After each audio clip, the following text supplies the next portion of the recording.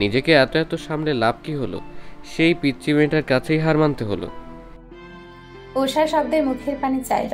উষা কিছু বলার আগেই শব্দ আবারও বলতে শুরু করলো, এই যে আমি শব্দ, যার জন্য এত পাগলামি করলে পেলেও তার এই ছন্ন ছাড়া অনিশ্চিত জীবনে কেন নিজে থেকে জড়াতে চাইলে? আমার কেউ নেই, সব দিক থেকেই একা। একটা শ্রদ্ধেয় পেশা আর আমার পরিচয় ছাড়া আমার কাছে কিছু নেই। নাচ একটা পরিবার, তাও কেন জড়ালে আমার সাথে? উষা বুকে মাথা রেখে জবাব দেয়, আমার কিছু লাগবে না, আপনি থাকলেই হবে। আমার আপনাকে লাগবে, অন্য কিচ্ছু লাগবে না। বিশ্বাস করুন, আমার এত খুশি লাগছে। ঠিক ছোটবেলায় বায়না করলে সাথে সাথে পেয়ে গেলে যেমন খুশি হতো, আজকেও ঠিক তেমন খুশি হচ্ছে।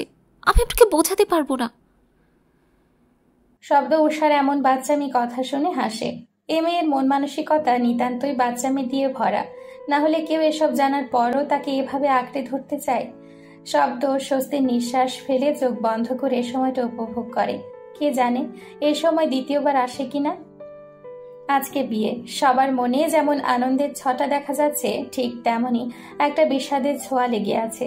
আদরের মেয়েরা আজ অন্য ঘরে যাবে, সংসার হবে, তার হবে ছোট্ট একটা পরিবার। আমাদের সমাজের একটা প্রচলিত ধারা, মেয়ে মানুষ হলে একদিন না একদিন নিজের বাড়ি ছেড়ে যেতেই হবে। কি নিদারুণ ব্যথা, তবুও সুখের জন্য মুখে হাসি ফুটিয়ে বিদায় নিতে হয়।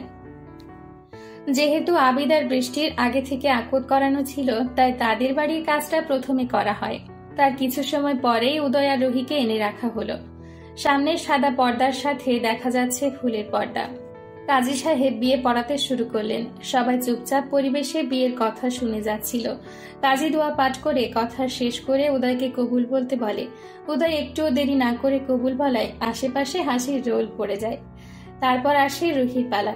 কাজী রুহিকে কবুল বলতে বললে রুহি তখনও চুপ করে বসে থাকে। তার মধ্যে কোনো হেলদোল নেই। রেদওয়ান এসে রুহির কাঁধে হাত রাখে। রুহি মুখ তুলে রেদওয়ানের দিকে তাকায়। চোখগুলো কেমন রক্তবর্ণ ধারণ করেছে রুহির। রেদওয়ান মাথা নাড়িয়ে কান্না করতে বারণ করে বলে কবুল বলতে। রুহি কান্না করে দেয়। কান্নারত অবস্থায় অস্পষ্টভাবে কবুল বলে। রুহির কবুল বলাতে সবাই স্বস্তির নিঃশ্বাস ফেলে। এভাবেই বিয়ের পর্ব শেষ হয়। দূরে দাঁড়িয়ে এসব দেখছিল উষা। কখন শব্দ এসে পেছনে দাঁড়িয়েছে সে খেয়ালও উষার মাঝে নেই। সে এসব ভাবতেই ব্যস্ত। আচ্ছা, তাকে রুহির জায়গায় ভাবলে এমন কলিজা ছিঁড়ে যাচ্ছে এমন লাগছে কেন? সে তো বাবা মা ছাড়া থাকতে পারবে না। তাহলে ওরও এমন কষ্ট হবে, কান্না হবে। এসব ভাবতে ভাবতে চোখ থেকে দুফোঁটা জল গড়িয়ে পড়ল। শব্দ ওকে কাঁদতে দেখে অবাক হয়। শব্দ উষাকে ডাকে। উষা শব্দকে দেখে চোখ মুছে জিজ্ঞেস করে সে কখন এসেছে। সে জানায় অনেকক্ষণ। উষা কিছু না বলে হাঁটা দিল। শব্দ এবারও অবাক হয়। এই মেয়ের আবার কি হলো? এই তো এতদিন তার আগে পিছে চক্কর কাটতো, আজকে আবার হলো কি? উষা যেয়ে দূরে এক পাশে চেয়ারে বসলো। কিছুক্ষণ পরে সেখানে শব্দ উপস্থিত হয়ে তার পাশে বসে। বিয়েটা যেহেতু রাতে হয়েছে তাই এই পাশে কেউ নেই। সবাই নতুন বর-বউ দেখায় ব্যস্ত। শব্দ উষার হাত ধরে কাছে এনে চুমু খেল। উষা শব্দের পানি চায়। শব্দ জানতে চায় তার কি হয়েছে। উষা এবার মুখ খুলে, নিজেকে রুহি আপু আর বৃষ্টির জায়গায় ভাবলে কেমন কলিজাটা ফেটে যায়। ওরা বাবা মা ছাড়া কিভাবে থাকবে? আমার ভাবতেই দম বন্ধ হয়ে আসছে। শব্দ হাসল। তারপর উষার হাতের দিকে তাকিয়ে বলল, এটাই জগতের নিয়ম। মেয়ে মানুষ হয়েছে, বিয়ে তো দিতেই হবে। তোমার এটা ভেবে কষ্ট হচ্ছে যে ওরা ওদের বাবা মা ছাড়া থাকবে কি করে, কিন্তু ওরা এক মা বাবা থেকে আর এক মা বাবার কাছে যাবে, কিন্তু তুমি? আমার তো কেউ নেই। উষা শব্দের দিকে তাকিয়েছিল। হঠাৎ করেই কি হলো উষা বুঝতে পারল না। সে চুপ হয়ে শব্দের দিকে তাকিয়ে থাকে। এবার শব্দ উষার দিকে চাইলো। তাকিয়ে দেখে উষা তার দিকে চেয়ে আছে। তা দেখে হাসলো। তারপর আবারও নিচে উষার হাত দেখতে দেখতেই হঠাৎ করেই থমকে গেল। উষার হাতটা সামনে এনে ধরে তাতে গোটা গোটা অক্ষরে লেখা শব্দ। শব্দ অবাক চোখে উষার পানে চাইল। সে কখনো ভাবতেই পারেনি উষা এমন পাগলামি করবে। সে তেমন ভাবে জিজ্ঞেস করে, কবে লিখেছ? মেহেদির অনুষ্ঠানে। কেউ দেখেনি? সবার শেষে দিয়েছিলাম, তাই কেউ দেখেনি। দেখেছেন রং কত গাঢ় এসেছে? আমি শুনেছি যার হাতের রং যত গাঢ় হবে তার বর তাকে তত বেশি ভালোবাসবে। উষার এমন বাচ্চামি কথা শুনে শব্দ হেসে উঠল। দেখতে দেখতে বিদায়ের সময় হয়ে এলো। দুই বউই কান্না করছে, দুজনকে সামলাতে হিমশিম খেতে হচ্ছে। বৃষ্টি উচ্ছ্বাস জড়িয়ে ধরে কান্না করে বারবার বলছে সে যাবে না। তাই উচ্ছ্বাস আবিদকে বলে ওকে কোলে তুলে গাড়িতে তোলো। এদিকে রুহিও একই অবস্থা, তাই উচ্ছ্বাসের অমন কথায় উদয়ও রুহিকে কোলে তুলে। রুহি কান্না করতে করতে জ্ঞান হারায়। তাতে মনে হচ্ছে বিষাদের ওপর বিষাদ ছোঁয়া। সবাইকে গাড়ি করে বিদায় দিতেই বাকিরা বিদায় নেয়। শব্দ আর উষা এতক্ষণ পাশাপাশি দাঁড়িয়ে এগুলো দেখছিল। সবাই যেতে শুরু করতেই উষা শব্দকে জিজ্ঞেস করে, আবার কবে দেখা হবে? উষার প্রশ্নে হাসে শব্দ, তারপর জবাব দেয়, রিসেপশনে। আজকে রুহি, উদয়, বৃষ্টি, আবিদের বিয়ের রিসেপশন। সবাই নিজেকে সুন্দর সাজে মুড়িয়ে নিয়েছে। বৃষ্টি পরেছে ল্যাভেন্ডার কালারের একটা শাড়ি, আর আবিদ কালো স্যুট। এদিকে রুহিকেও কম লাগছে না, ম্যাজেন্ডা কালারের শাড়ি, আর উদয় পরেছে গ্রে স্যুট। সবাই বারবার দুই কোণে আর বরের দিকে তাকিয়ে তাকিয়ে বলছে একদম মিট ফর ইচ আদার। বাড়ির সবাই খুশি। উষা ওদের দেখছিল আর বান্ধবীদের সাথে আড্ডা মারছিল। কিছুক্ষণের মধ্যে সেখানে শব্দ এবং উচ্ছ্বাস এসে উপস্থিত হয়। ওরা আসতেই বান্ধবীদের মধ্যে গুঞ্জন আরো ভারী পড়ে। শব্দ উচ্ছ্বাসের সাথে কথা বলছে আর একদিকে ওদিকে তাকিয়ে উষাকে খুঁজছে। তা দেখে হাসাহাসি জ্বল তো আছেই, আর উষার বান্ধবীরা এটা ওটা বলে উষাকে লজ্জা দিতে ভুলছে না। ওসব কথা শুনে উষার গাল কান গরম হয়ে উঠল। মনে হচ্ছে কান দিয়ে ধোয়া বেরোচ্ছে। সেখানে আর টিকতে না পেরে উষা উঠে দাঁড়ালো। সবাই উষা কোথায় যাচ্ছে জিজ্ঞেস করতেই উষা বলে বৃষ্টি আর রুহির ওখানে যাবে। তা শুনে সবাই উঠে দাঁড়িয়ে দুই বউয়ের কাছে চলে আসে। এখানে এসেও তাদের মুখ মনে হচ্ছে আরো লাগাম ছাড়া হয়ে গেল। ওদের মধ্যে রুহির এক বান্ধবী জিজ্ঞেস করে বসলো, হ্যাঁ রে রুহি, ফার্স্ট নাইটের এক্সপিরিয়েন্স কেমন? ছোট ননদদের সামনে এমন কথাই বেচারির যায় যায় অবস্থা।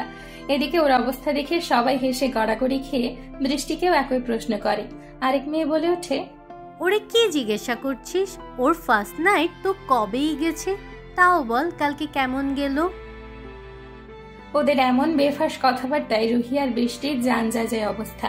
আরেক বান্ধবী তো ডাইরেক্ট রুহিকে জিজ্ঞেস করেই ফেলে, ওটা ছিল তো, মেডিসিন নিয়েছিস তো? এরই মধ্যে উদয় আসে। এসব কথা কানে আসতেই দাঁড়িয়ে পড়ে পেছনে। আহেন প্রশ্ন শুনে বেচারার বুঝে এখানে অবস্থা আরো খারাপ, তাই আস্তে করে কেটে পড়ে। কোনো মতে ওখান থেকে দূরে এসে চোখ বড় বড় করে স্টেজের দিকে তাকিয়ে থাকে উদয়। ও ভেবেছিল এসব কথা শুধুমাত্র ছেলেদের মধ্যেই হয়, এখন দেখছে মেয়েদের মধ্যেও এরকমই অবস্থা। নিজের বন্ধুদের কথা মনে করতে উদয়ের বন্ধুরা কি রে বলে উদয়ের বন্ধুরা উদয়কে সবাই একসাথে জড়িয়ে ধরল। তারপর উদয়কে ছেড়ে বলে, বাহ, তাহলে বিয়েও করে ফেললি? তারপর একটা প্যাকেট এগিয়ে এনে উদয়ের হাতে ধরিয়ে বলে, এই নে তোর বিয়ের গিফট, পুরো 1 বছরেরটা আছে, তোরা আর কষ্ট করে কিনতে হবে না। বলেই চোখ টিপে ওরা হাসাহাসি শুরু করলো। উদয়ের আর বুঝতে অসুবিধে হলো না এরা কি নিয়ে কথা বলছে আর প্যাকেটে বা কি দিয়েছে। কিছু বলার আগে আবিদ, উচ্ছ্বাস আর শব্দ এসে উদয়ের কাছে এসে দাঁড়ালো। ওরা আসতেই এই টপিক এখানেই বন্ধ হয়।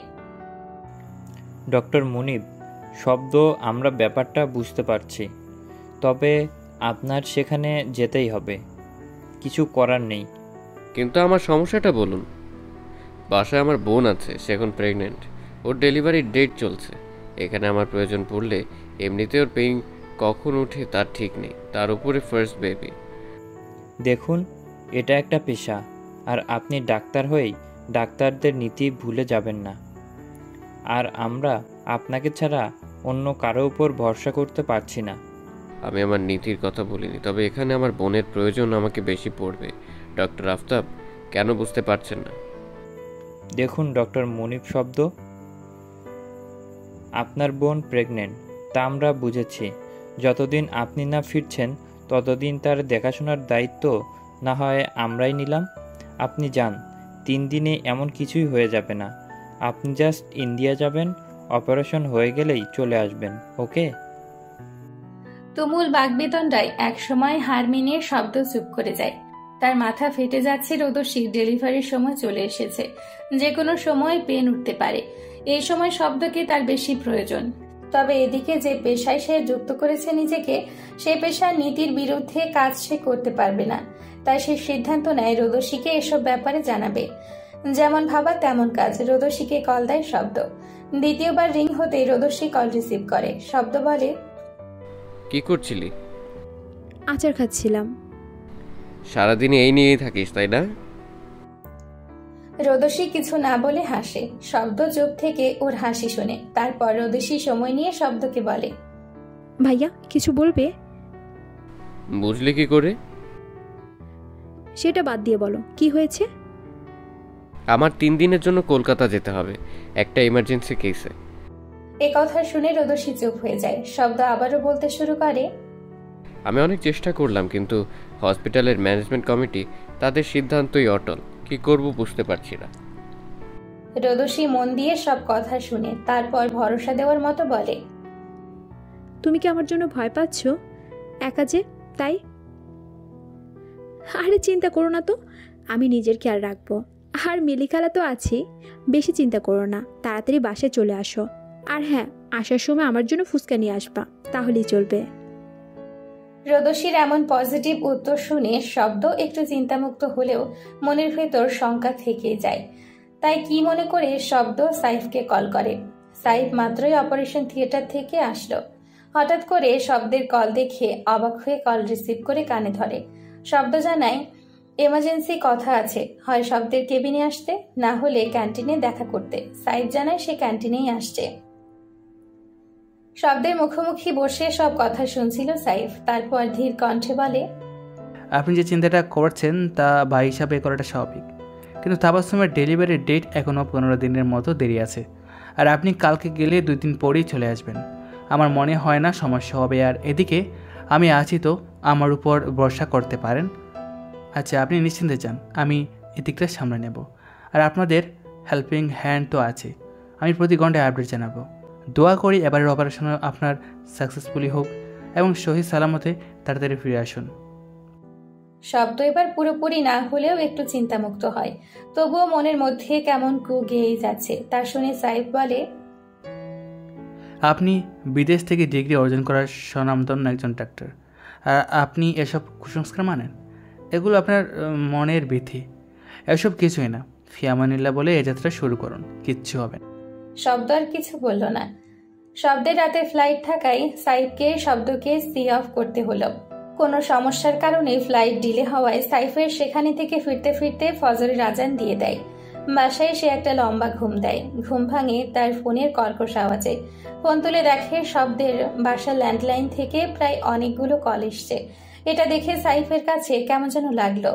ঘড়িতে সময় দেখে, কেবল সকাল 11টা মাত্র। এই সময় ওই বাসা থেকে কল আসবে তা সাইফ আশা করেনি। সে ভেবেছিল একেবারে বিকেলে ওই বাসায় যাবে, আর সকালেই ফোন পেয়ে ভাবনায় পড়ে যায়। তার মধ্যে তার ফোনটা আবারও যান্ত্রিক আওয়াজে বেজে ওঠে। এবারও শব্দের বাড়ির ল্যান্ডলাইন থেকে কল এসেছে দেখে সাইফ কলটা চট করে রিসিভ করে কানে ধরতেই মিলিখালা কান্নারত অবস্থায় কি যেন বলে। সাইফ কিছুই বোঝে না, তাই সে বলে, খালা কান্না না করে কি হয়েছে বলুন।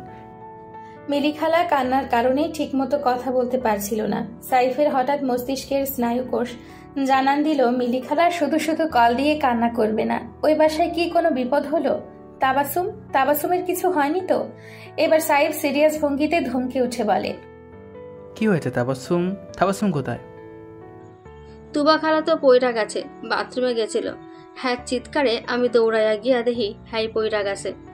আমি কোনো মতো হ্যারে ধইরা হুয়াইয়া রাইখা শব্দ বাবারে কল দিছিলাম। হ্যাঁ নাম্বার বন্ধ কয়। হ্যার পর আমারে কল দিছি, তগডি তাড়াতাড়ি আহেন, আমার অনেক ভয় করতেছে, তুবা খালা কাঁদতেছে। আর আপনি আমাকে এখন জানাচ্ছেন তাবাসসুম কোথায়? শুনুন, আপনি আগে কান্না থামান, তারপরে আপনি ওর কাছে যেতে ওর হাত পা মালিশ করুন। আমি হসপিটালে কল করে দিচ্ছি, অ্যাম্বুলেন্স এসে যাবে। আর ওকে, আমিও আসছি। কথাগুলো বলতে বলতেই গাড়িতে উঠে বসে সাইফ। তার মাথা কাজ করছে না। কোনো মতে হসপিটালে কল দিয়ে শব্দের বাসার ঠিকানা দিয়ে অ্যাম্বুলেন্স যেতে বলে। আধা ঘন্টার পথ আজকে মনে হচ্ছে শেষই হচ্ছে না।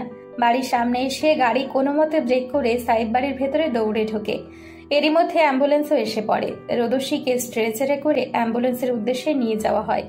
সাইফ রোদসীর হাত ধরে, রোদসীর হাতটা কেমন ঠান্ডা হয়ে আসছে। সাইফের মন কেমন করে উঠল। এদিকে মিলি খালাও কান্না করতে যায় অবস্থা। রোদসীকে নিয়ে যাওয়া হলে সাইফ নিজের গাড়িতে যেয়ে বসে। বরাবরই রোদসীর মুখটা মনে পড়ছে সাইফের। রোদসীর শরীরটা কেমন নিস্তেজ লাগছিল। এসব ভাবতে সাইফের শরীরটা কেমন ঝিমঝিমিয়ে উঠল। শরীরটা ছেড়ে দিতে চাইছে, তবুও গাড়ি স্টার্ট দিল। যাত্রা এখন হসপিটালের উদ্দেশ্যে। রোদসীর অবস্থা বিবেচনা করে রোদসীকে সি সেকশনে নেওয়া হয়েছে। সাইফ শব্দকে একটু পরপরই কল দিচ্ছে, তবে কোনো কন্ট্যাক্ট করতে পারছে না। কিছুক্ষণ পরেই অপারেশন থিয়েটার থেকে একজন নার্স এসে জিজ্ঞেস করলো, আপনাদের মধ্যে মিসেস মাহদির বাড়ির লোককে? আমাকে বলুন। পেশেন্টের অবস্থা ভালো নয়, প্রচুর ব্লাড গিয়েছে, ব্লাডের ব্যবস্থা করুন এবং রিসেপশনের মেয়েটিকে যেয়ে বলবেন আপনাকে ডক্টর প্রিয়ন্তী পাঠিয়েছে। সাইফের বুঝতে সময় লাগেনি কেন তাকে রিসেপশনে যেতে বলছে। নিজেকে কোনো মতে টেনে হসপিটালের রিসেপশন ডেস্ক পর্যন্ত যেতে সাইফের হাতে একটা বন্ড পেপার ধরিয়ে দেওয়া হয়। সাইফের মনে হচ্ছে সে তাবাসসুমের খেয়াল রাখতে পারেনি, আর নার্স শব্দকে দেওয়া কথা রাখতে পেরেছে। সাইফ কলমটা ধরল। এই সময়টা ডাক্তারি পেশায় থাকতে সে অনেক দেখেছে। আজকে এই সময়টা যে তার জীবনেও আসবে এবং নিজে সাক্ষী থাকবে সে কখনোই কল্পনা করেনি। নিজেকে এই জায়গায় দেখে নিজেকে সে আর শক্ত রাখতে পারছে না। কাপা কাপা হাতে জায়গাটায় সাইন করে, তারপর জিজ্ঞেস করে, তাবাসসুমের রক্তের গ্রুপ? AB positive. আমারও সেম গ্রুপ, আমি দিতে পারবো। মেয়েটা সাইফের দিকে তাকালো, তারপর বলল, কমপক্ষে 3 ব্যাগ ব্লাড লাগবে। আপনি আপাতত 1 ব্যাগ রক্ত দিন, বাইরেও এমার্জেন্সিতে বলে ব্যবস্থা করে রাখুন, যে কোনো সময় লাগতে পারে। সাইফ মেয়েটির কথা শুনে হসপিটালের ব্লাড ব্যাংকে কল দিয়ে ওখান থেকে ব্লাড পাঠাতে বলে, নিজেও চলে যায়। ব্লাড ডোনেট করে সে এসে অপারেশন থিয়েটারের সামনে দাঁড়ায়। মিসেস মাহদির বাড়ির লোক কে আছেন? সাইফ এগিয়ে গেল। তাকে জানানো হলো তাদের মেয়ে বেবি হয়েছে, তবে বেবির অবস্থাও ভালো না, তাই বেবিকে অবজারভেশনে রাখা হয়েছে এবং পেশেন্টের অবস্থাও আশঙ্কাজনক। তাই এখন প্রে করা ছাড়া ডক্টরদের হাতে কিছুই নেই। রাতের দিকে সাইফ শব্দের সাথে কন্ট্যাক্ট হতে পারে এবং বলে যত দ্রুত সম্ভব বাংলাদেশে ফিরতে। শব্দ কারণ জিজ্ঞেস করলে সত্যিটা বলতে সাহস হয় না সাইফের, তাই ব্যাপারটা চাপিয়ে রাখতে চাইলেও শব্দ জিজ্ঞেস করে, তাবাসসুম ঠিক আছে? সাইফ উত্তর দিতে পারে না। কি উত্তর দিবে? যে সে তাবাসসুমের খেয়াল রাখতে অক্ষম, নাকি সে তার কথা রাখতে পারেনি? সাইফ উত্তর না করায় এমন নিশ্চুপ থাকায় শব্দের যা বোঝার তা বুঝে যায়। সে জানায় সে এক্ষুনি এয়ারলাইন্সে কথা বলে আপডেট জানাবে, আর সাইফও যেন তাকে আপডেট জানাতে থাকে। এগুলো বলেই এক মুহূর্ত দেরি না করে কল কেটে এমার্জেন্সি এয়ারলাইন্সে খবর নিয়ে জানতে পারে লাস্ট ফ্লাইট সন্ধে 7টায় চলে গেছে।